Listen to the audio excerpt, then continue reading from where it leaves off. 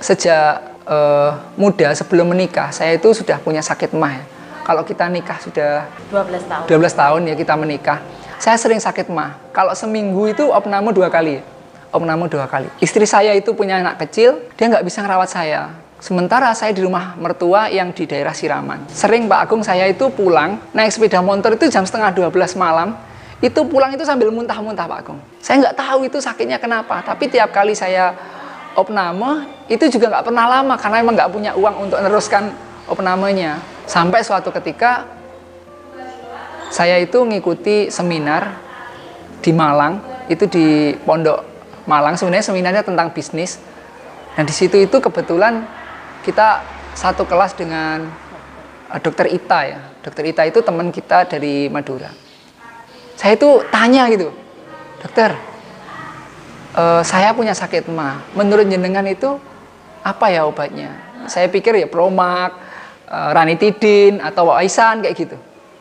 Ternyata dokter itu melihat saya itu kayak paham gitu dia. Lalu beliau mengatakan ini, Mas, sampean ke atas, sampean ketemu sama asisten pembicaranya, nanti sampean minta terapi ke sana. Saya bingung itu, terapi apa gitu. Saya pikir dipijat atau diapakan. Ternyata ketika saya ke atas ketemu sama beliaunya itu Pak Endi namanya. Beliau itu nyuruh saya duduk, ramah gitu orangnya. Duduk sini Mas. Iya Pak Endi. Pak Endi saya tadi punya sakit mah, terus kemudian saya suruh minta terapi jenengan. Itu Pak Endi senyum. Terus tangan saya diginikan. Ikuti kata-kata saya gitu. Pejamkan mata. Saya macam. Lalu Pak Endi mengatakan, ya Allah, saya ngikuti. Ya Allah, rencana saya memang baik, tapi rencanamu pasti lebih baik dari rencanaku. Ya Allah, keinginanku memang baik, tapi takdirmu pasti jauh lebih baik daripada apa yang aku inginkan. Ya Allah, aku ridho atas apapun yang engkau takdirkan terjadi padaku. Itu nangis saya. Karena seumur hidup saya nggak pernah mengatakan, ya Allah aku ridho. Ya Allah aku ridho, itu nggak pernah. Maka dari Malang sampai kemudian ke Samben, pulang ke rumah sini tuh saya nangis tuh. Sambil nyetir tuh saya bilang, ya Allah aku ridho, ya Allah aku ridho. Itu di hati, ya Allah aku ridho, ya Allah aku ridho, ya Allah aku ridho. Bener-bener ngeresep gitu. Pokok saya usaha harus ada hasil. Saya usaha hasilnya harus begini, harus sesuai dengan keinginan saya. Saya nggak pernah bilang, ya Allah aku ridho. Padahal yang terjadi di kehidupan ini kan macam-macam. 1 tambah 1 bisa jadi 2, seperti logika kita. Tapi matematikanya Allah, 1 tambah 1 itu 27. Pak Agung sholat, saya makmum 27. Jadi kita nggak tahu benar-benar yang terbaik itu mana. Maka kemudian sikap yang terbaik itu adalah ridho atas apapun yang Allah takdirkan kepada saya.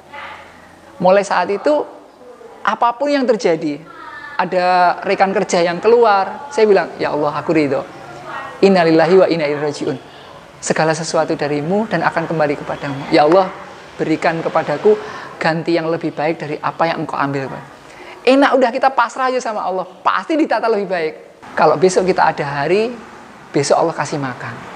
Jangan tanyakan rezeki kita besok. Allah lo nggak tanya kita besok ibadah apa. Udah kita yakin aja. Kalau kita besok dikasih hari, dikasih nyawa, besok ada. Nah, itu ternyata membuat kita jadi sembuh dari sakit mahnya. 80% orang yang sakit mah itu ternyata karena pikirannya itu perfeksionis, karena terlalu khawatir, karena kemudian sedih yang terus-menerus, karena menginginkan yang sempurna, karena melihat itu salah.